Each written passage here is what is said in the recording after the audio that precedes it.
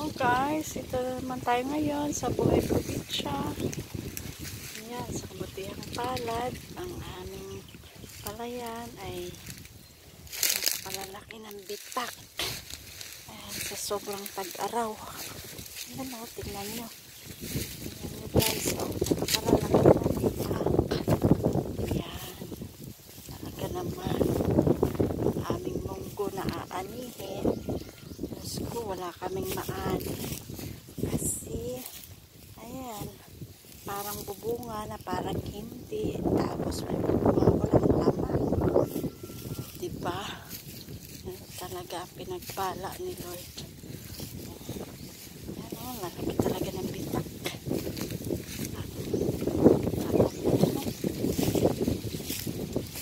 Tapos dito naman, ito ang aming fish pond na maliit. Yan, maraming patubig-tubig.